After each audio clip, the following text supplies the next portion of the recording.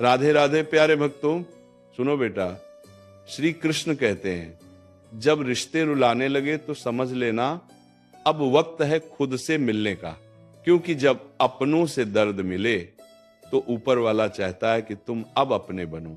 जिसने तुम्हें रुलाया शायद वह तुम्हारा सबक था, लेकिन जो आंसुओं में भी तुम्हें समझेगा वह तुम्हारा सच होगा।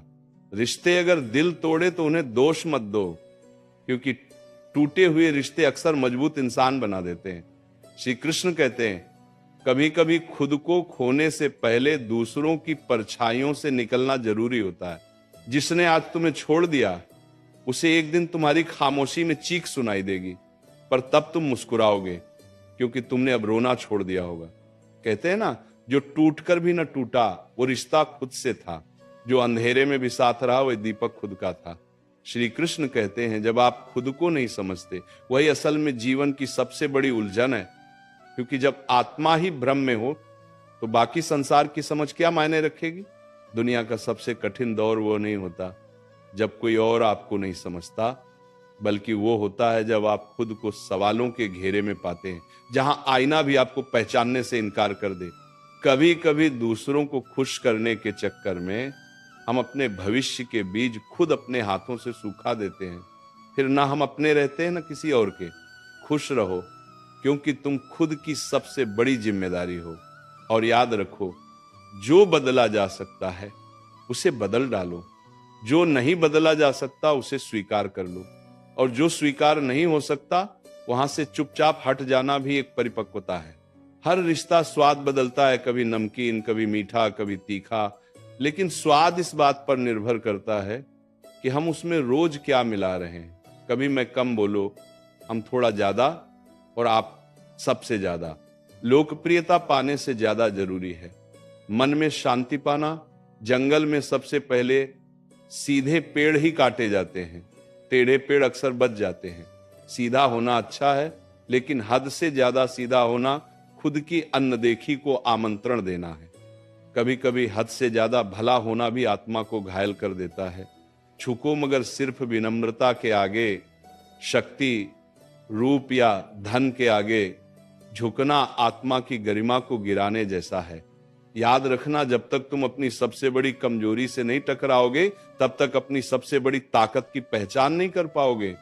कोशिश हमेशा आखिरी सांस तक करनी चाहिए, क्योंकि जो अनुभव के साथ की जाती है वह प्रयास नहीं युद्ध होता है। और जब दोबारा शुरुआत होती है तो वह शून्य से नहीं होती, वह अनुभव के शिखर से होती है। काम छोटा हो या बड़ा उसकी चिंता मत करो। कई बार वही छोटा सा काम तुम्हें वहां पहुंचा देता है जहां बड़े बड़े सपने भी नहीं ले जा सकते। शुरुआत से मत डरो। शुरुआत छोटी दिख सकती है, लेकिन वही शुरुआत इतिहास बना सकती है। जब तक आप अपनी समस्याओं की वजह किसी और को मानते हो तब तक समाधान आपसे कोसों दूर रहेगा। जिस दिन आप स्वीकार कर लोगे कि कठिनाई आपकी है, उसी दिन से आप उसका समाधान भी खोजने लगते हो। और कभी कभी जिन परिस्थितियों ने तुम्हें तोड़ा है वही तुम्हारी रीढ़ की हड्डी बन जाती है, क्योंकि टूटना भी एक कला है जो इंसान को गढ़ती है, उसे मजबूत बनाती है। हर गिरावट एक नए उठान की प्रस्तावना होती है, हर दर्द एक नए साहस की गूंज होती है, हर अंत एक नए आरंभ का संकेत होता है, और हर हार अनुभव बनकर तुम्हारे साथ खड़ी होती है। जो कुछ बचा नहीं वही तुम्हें सब कुछ बनने का रास्ता देता है, और जो कुछ नहीं था वही तुम्हारा सबसे बड़ा आधार बन जाता है। कभी कभी सबसे बड़ी जीत खुद को हार मानने में होती है, क्योंकि जो झुकता है वही गहराई से उठता है, जो देता है वही भीतर से समृद्ध होता है।